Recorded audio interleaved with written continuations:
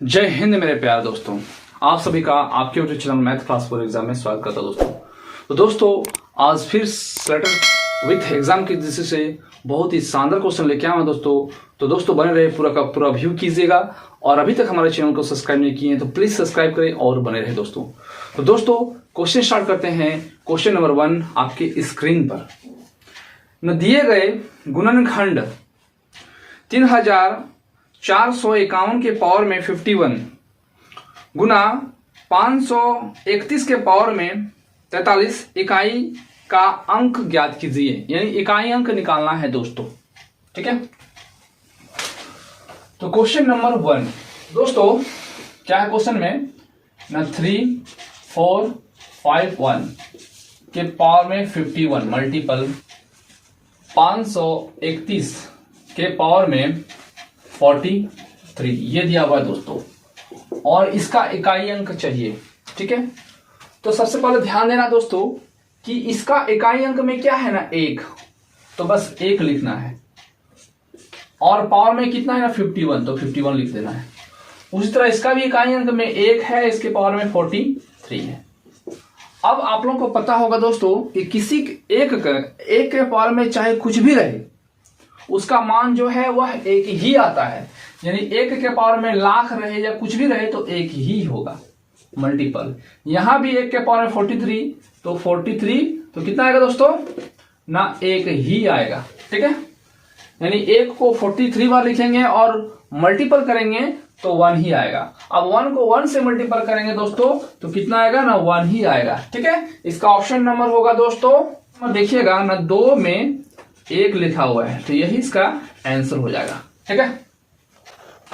तो दोस्तों question number 2 समीकरण x के पावर में square minus 22x plus 105 equal to 0 के मूल ज्ञात कीजिए, ठीक है। तो इसको फैक्टर निकालना है गुणनखंड करके, ठीक है। तो क्या दिया हुआ है दोस्तों ना x का square minus 22x plus 105 equal to 0 दिया हुआ है, ठीक है। तो इसको बहुत तरीका से निकाल सकते हैं, जो इजी लगे उसके तरीका से निकालना है। तो सबसे पहले बेसिक तरीका क्या है दोस्तों कि यहाँ 105 है और यहाँ कितना है ना 1 है। किसी के साथ अगर मल्टीपल नहीं होता है तो वहां 1 मल्टीपल होता है। तो 1 को 105 से मल्टीपल करेंगे कितना होगा ना 105 ही होगा, और 5 से देंगे तो 5 10, 5 एकम 5, फिर 3 से देंगे 7, 5 दिया 15 और 7, यानी 15 मल्टीपल 7 इतना होगा। अब पता चल गया दोस्तों कि यहाँ फैक्टर जो लिखेंगे वो 15 और 7 लिखेंगे। यानी ऐसा फैक्टर होना चाहिए दोस्तों कि जो दोनों को गुणा करने पर 105 आना चाहिए, या जोड़ने या घटाने पर, इन दोनों को जोड़ने या घटाने पर 22 यहाँ जो रहता है बीच में वो आना चाहिए दोस्तों, ठीक है। तो कितना है ना x का स्क्वायर लिखेंगे, यहाँ कितना लिखेंगे ना 15x और 7x लिखेंगे प्लस 105 इक्वल टू इतना लिखेंगे। अब ध्यान देना दोस्तों कि यहाँ प्लस दे कि माइनस देंगे। अगर यहाँ प्लस देते हैं तो प्लस माइनस माइनस हो जाएगा, जो कि 22 नहीं आएगा। तो क्या करेंगे ना माइनस देते हैं, तब देखते हैं क्या ना माइनस माइनस प्लस हो जाएगा, और 15 को 7 से जोड़ेंगे तो 22 हो जाएगा। यानी ये सुटेबल है, ठीक है। अब क्या करना दोस्तों ने x कॉमन ले लेते हैं, तो यहाँ x यहाँ 15 हो जाएगा, फिर यहाँ माइनस में s ले लिखेंगे माइनस 7, फिर x और ना 105 में 7 कॉमन ले लेंगे दोस्तों तो कितना आएगा ना 15 आएगा, और यहाँ प्लस में है तो क्या हो जाएगा ना माइनस हो जाएगा, ठीक है। तो कितना होगा ना 15, तो लिखेंगे 15 इक्वल टू 0, ठीक है। अब क्या करना है दोस्तों ना x माइनस 15 और यहां भी x माइनस 15 है, दोनों मिल गया है, इसे कॉमन निकाल लेंगे।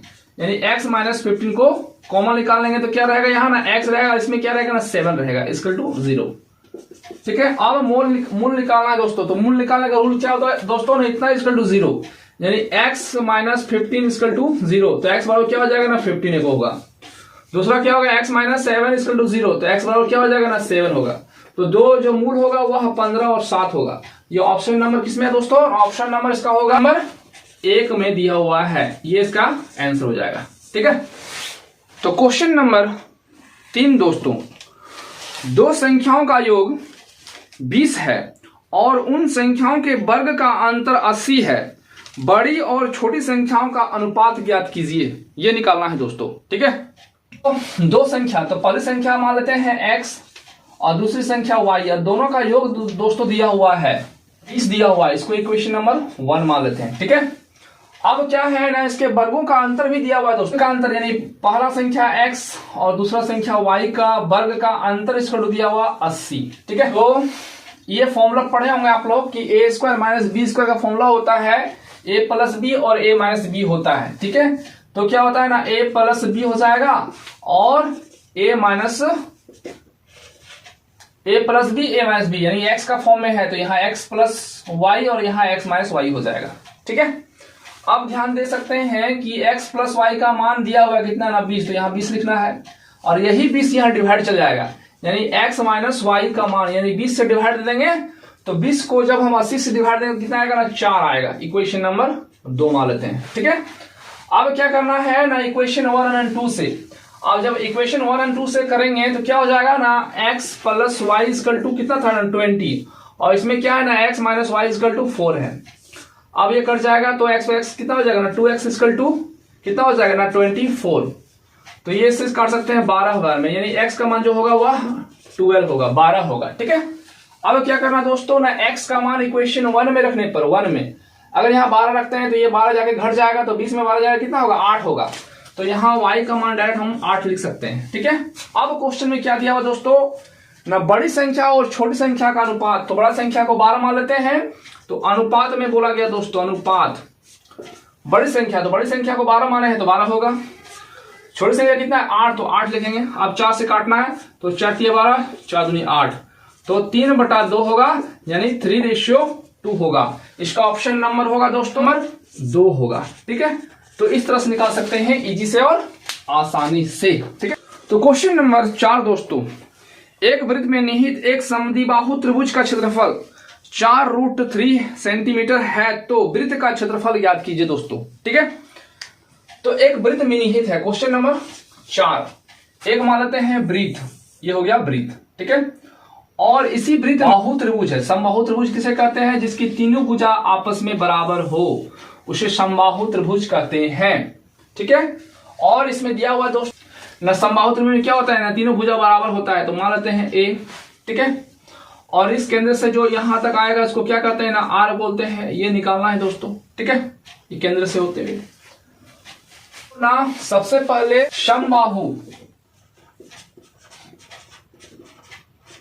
समबाहु त्रिभुज का क्षेत्रफल दोस्तों होता है ना √3/4 a का स्क्वायर, ये होता है दोस्तों। ठीक है, और जिसमें से समबाहु त्रिभुज का मान दिया हुआ है दोस्तों ना 4√3 दिया हुआ है, 4√3, और यहाँ फॉर्मूला होता है √3/4 a का स्क्वायर। ठीक है, अब √3 कट जाएगा। अब क्या करना दोस्तों ना, ये पूरा वाला इसके साथ मल्टीपल हो जाएगा, तो a को स्क्वायर को 1 से मल्टीपल करेंगे तो a स्क्वायर हो जाएगा, और यहाँ 4 है, यहाँ 4 तो क्या होगा ना 4 × 4 लिख सकते हैं। ठीक है, तो a स्क्वायर क्या हो जाएगा ना, ये स्क्वायर उधर जाके रूट हो जाएगा, तो 4 × 4, तो पेयर है तो 1 निकल जाएगा, यानी a का मान निकल गया 4 सेंटीमीटर। ठीक है, अब क्या है ना दोस्तों, a का मान निकल गया 4, तो यहां लिख सकते हैं 4 4 4। ठीक है, हमको ना त्रिज्या चाहिए, तो वृत्त की त्रिज्या चाहिए, तो इस कंडीशन में रहता है तो वृत्त की त्रिज्या का क्षेत्रफल हो जाएगा, त्रिज्या हो जाएगा ना, वृत्त की त्रिज्या का एक फॉर्मूला होता है दोस्तों ना a/√3, ये फॉर्मूला याद रखना पड़ेगा। ठीक है, अब a का मान दिया हुआ है कितना ना 4√3, ये हो गया इसका त्रिज्या। अब निकाल सकते हैं इजी से और आसानी से ना, क्या ना क्षेत्रफल, तो वृत्त का क्षेत्रफल होता है दोस्तों ना πr², ये आप लोगों को पता होगा, और पाई का मान क्या होता है, तो पाई का मान वैसे ही रखना है क्योंकि ऑप्शन में पाई को हटाया ही नहीं है, पाई का मान वही रहेगा। r का मान तो यहाँ 4/√3 दिया हुआ है, तो 4/√3 को कितना लिखना है ना 2 बार, क्योंकि स्क्वायर है, तो 4 का स्क्वायर कितना हो जाएगा ना 16, तो लिखेंगे 16, और √3 का स्क्वायर, तो √3 का स्क्वायर 3 ही होगा, यहाँ पाई है। ठीक है, तो यही इसका आंसर होगा, ऑप्शन नंबर होगा, ऑप्शन नंबर 1 होगा। ठीक है, तो इस तरह से निकाल सकते हैं इजी से और आसानी से। ठीक है, तो क्वेश्चन नंबर 5 दोस्तों, यदि sec c = cosec c - 30 degree है तो cot c minus tan c का मान ज्ञात कीजिए। ठीक है, क्या दिया हुआ दोस्तों ना, sec c का मान इक्वल टू दिया हुआ है cosec c माइनस 30 डिग्री, ये मान दिया हुआ है दोस्तों। तो सबसे पहले इसको हल करते हैं। तो एक फॉर्मूला आप लोग पढ़े होंगे दोस्तों कि ना sec 90 degree minus theta equal to होता है cosec थीटा। ठीक है, इसी रूल से फॉलो होगा। ठीक है, तो क्या होगा, तो लिखेंगे यहां sec का क्या हो जाएगा ना, cosec हो जाएगा। तो लिखेंगे cosec 90 डिग्री माइनस c, और यहां क्या है ना cosec c माइनस 30 डिग्री, ये दिया हुआ है दोस्तों। ये cosec और cosec कट जाएगा। ठीक है, तो क्या रहेगा ना 90 degree minus C equal to C minus 30 degree रहेगा। ठीक है, अब क्या करना है दोस्तों ना, ये 30 डिग्री को इधर ले आना है या तो इसको उधर कर देना है। तो ये काम करते हैं, यहाँ सी है प्लस में इधर रहेगा माइनस हो जाएगा, यानी C minus C equal to minus 30। अब यहाँ प्लस में हो जाके माइनस हो जाएगा, माइनस 90 हो जाएगा। ठीक है, अब यहाँ माइनस माइनस प्लस होता है तो माइनस 2c इक्वल टू, यहाँ माइनस माइनस प्लस हो जाएगा तो 120 होगा, लेकिन माइनस में साइन होगा, ये माइनस इसके साथ कट जाएगा, ये इससे काट सकते हैं 60 बार में, यानी c का मान जो होगा वह 60 डिग्री होगा, वो डिग्री में दिया हुआ था। ठीक है दोस्तों, न cot c minus tan c का मान निकालना है दोस्तों। तो c का मान है 60 डिग्री, तो cot 60 degree minus tan 60 degree का मान, तो cot 60 डिग्री का मान होता है दोस्तों 1/√3, और tan 60 डिग्री का मान होता है दोस्तों √3 होता है। नीचे कुछ नहीं तो 1 मान लेना है, इसको हल करना है। तो दोनों का एलसीएम लेकर कितना होगा ना √3 ही होगा, इससे इसको डिवाइड देंगे तो 1 आएगा, 1 को 1 से मल्टीपल करेंगे 1 आएगा, इससे इसको डिवाइड देंगे √3 होगा, और √3 को √3 से मल्टीपल करेंगे तो 3 होगा। अब 3 में 1 घटाएंगे कितना होगा ना 2 होगा, /√3 होगा। अब दोनों में बड़ा कौन था, यहाँ ये बड़ा था इसलिए यहाँ माइनस है तो यहाँ माइनस होगा। ठीक है, इसका ऑप्शन नंबर होगा, ऑप्शन नंबर सी होगा। ठीक है, तो इस तरह से निकाल सकते हैं इजी से और आसानी से। ठीक है, और बी और सी एक कार्य को क्रमशः 6, 10 और 12 दिनों में पूरा करते हैं। उस कार्य को एक साथ करने पर उन्हें 1470 रुपए की राशि मिलती है। उस राशि में बी का हिस्सा कितना है, ये निकालना है दोस्तों। ठीक है, 3 व्यक्ति मान लेते हैं, ए, बी और सी मान लेते हैं। ठीक है, तो इस 6 दिन ये करता है, 10 दिन ये करता है 12 दिन। अब इन तीनों का एलसीएम निकालना है, तो यही इसका वर्क होता है। कितना होगा ना 60, तो इससे इसको डिवाइड करेंगे कितना होगा ना 10 होगा, इससे भागा देंगे कितना होगा 6 होगा, इससे भागा देंगे तो 5 होगा। ठीक है, अब तीनों मिलकर के मिलता कितना दोस्तों ना a प्लस बी प्लस सी, तीनों को जोड़ना है कितना हो जाएगा ना 10 प्लस 6 प्लस 5 इक्वल टू 21। ठीक है, अब मिलता कितना दोस्तों, तो मान लेते हैं यहाँ x, यहाँ भी x मान लेते हैं, यहाँ भी x, तो यहाँ भी x हो जाएगा। ठीक है, तो 21x का मान दिया हुआ 1470 रुपया मिलता है। ठीक है, इससे इसको काट सकते हैं कितना, 7 बार में 0 हो जाएगा, यानी x का मान 70 आ गया। ठीक है, तो पूछा गया है दोस्तों b का हिस्सा, b का हिस्सा है तो b का मान कितना है ना 6x, तो 6 मल्टीपल x का मान 70 है, तो कितना होगा ना 7 6 42, 720 रुपया मिलेगा b का हिस्सा। इसका ऑप्शन नंबर होगा दोस्तों, ऑप्शन नंबर 2 होगा।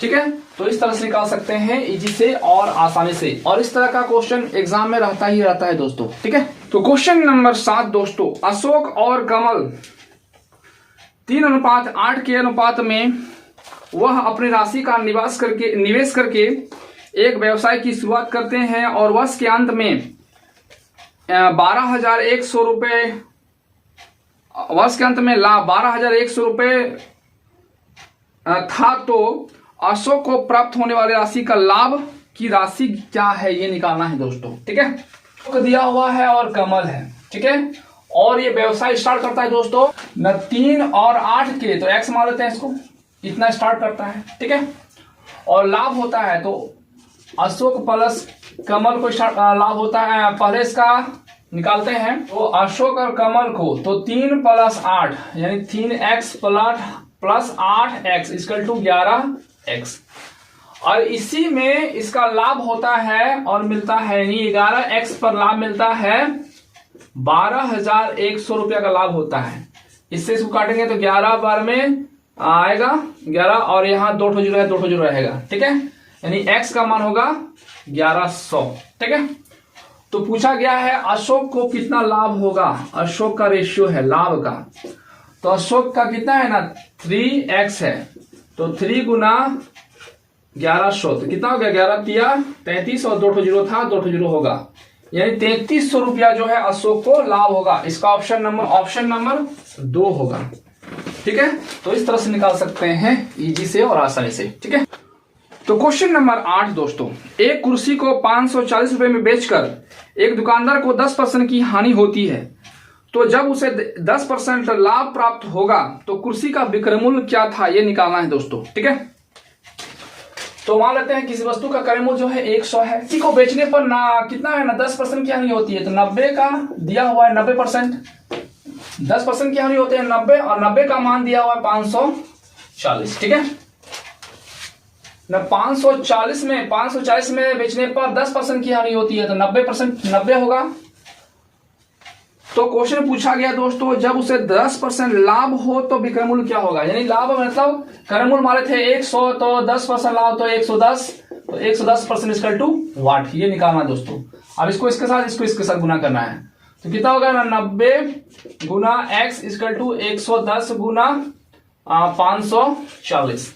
अब इसको इसके साथ कर सकते हैं ना 6 बार में कट जाएगा, तो ये x इक्वल टू 110 गुना 6 तो कितना होगा 11 6 66 होगा, यानी 660 होगा रुपया। ऑप्शन नंबर इसका होगा दोस्तों, ऑप्शन नंबर 3 होगा। ठीक है, तो इस तरह से निकाल सकते हैं इजी से और आसानी से। 10% लाभ बोला जाए तो इतना, इसका 10% हानि बोला जाए दोस्तों तो 100 में 10 घटाएंगे कितना होगा 90 और 90 का मान दिया हुआ था। अब 10% लाभ पे बेचना है तो 100 में जोड़ देना है तो 110 हो जाएगा, 110 इक्वल टू वाट। अब इस तरह हल करके निकाल। क्वेश्चन नंबर 9 दोस्तों, एक पत्नी और पति की वर्तमान आयु का 3:4 है, 5 वर्ष बाद उसकी आयु का अनुपात क्रमशः 7:9 हो जाएगी। पत्नी की वर्तमान आयु क्या है यह निकालना है दोस्तों। ठीक है, मान लेते हैं वाइफ और हस्बैंड,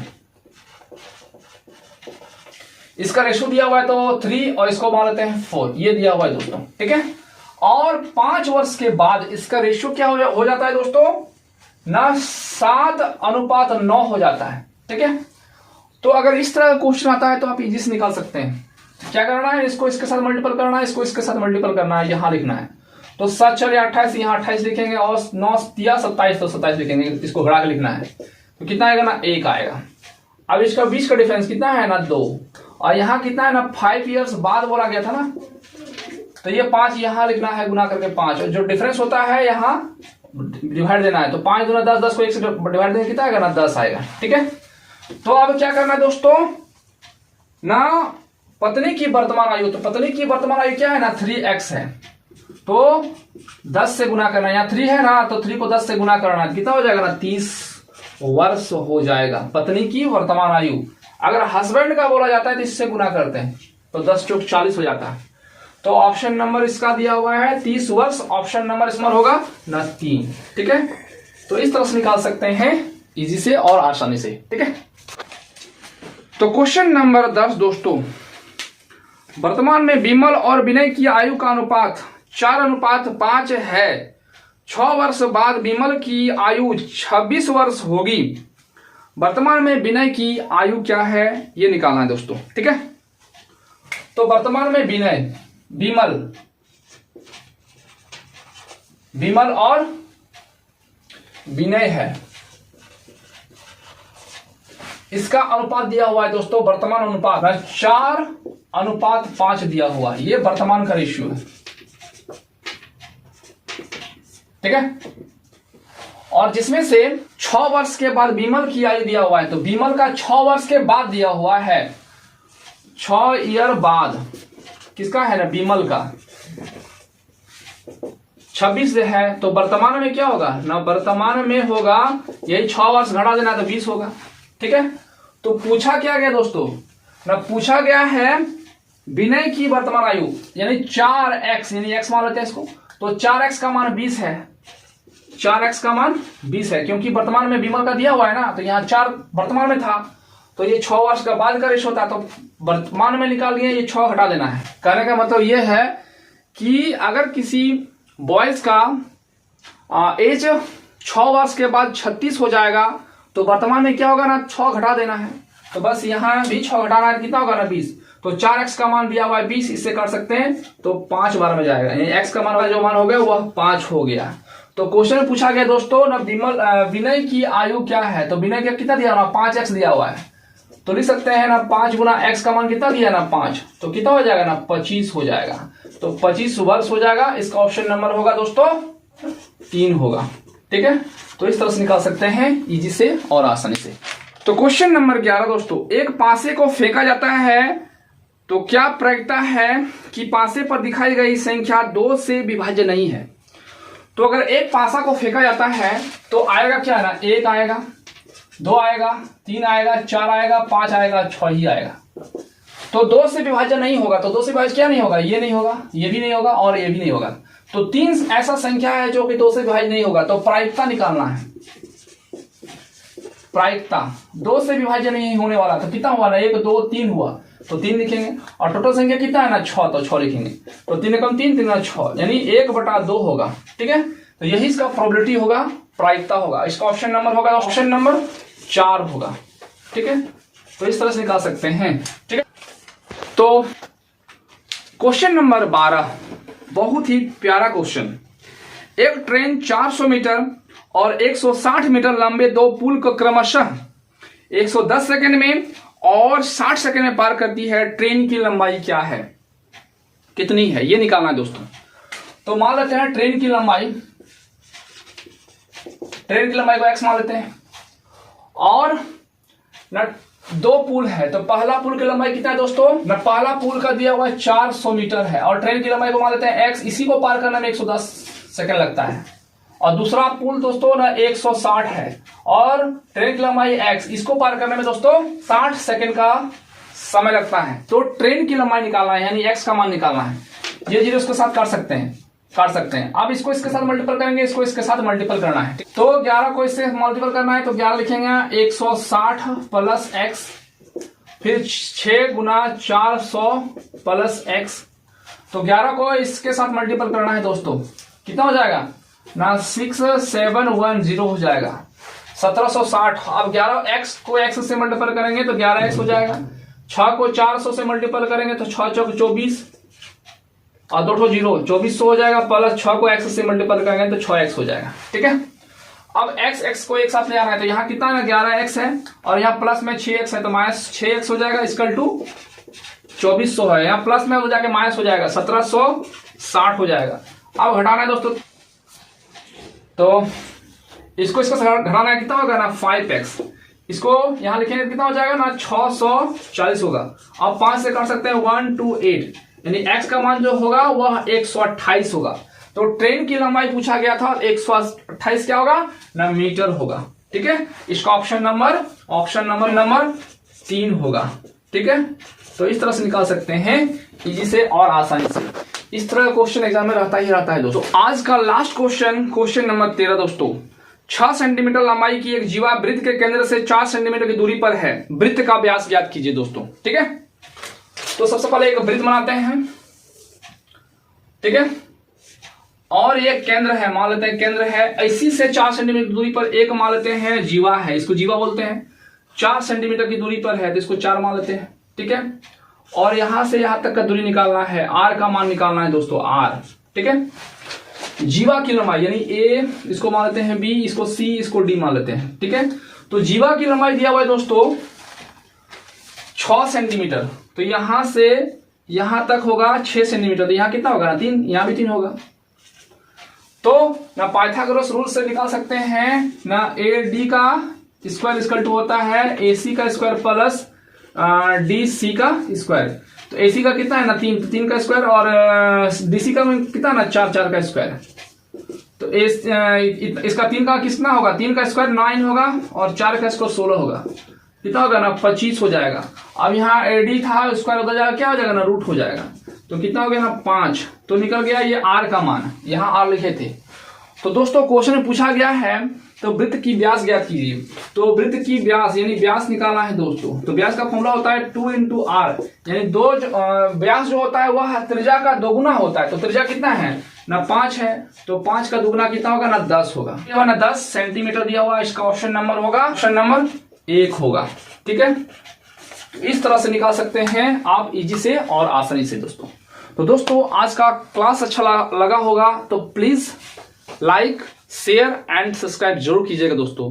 तो दोस्तों आज के लिए इतना ही। जय हिंद, जय भारत।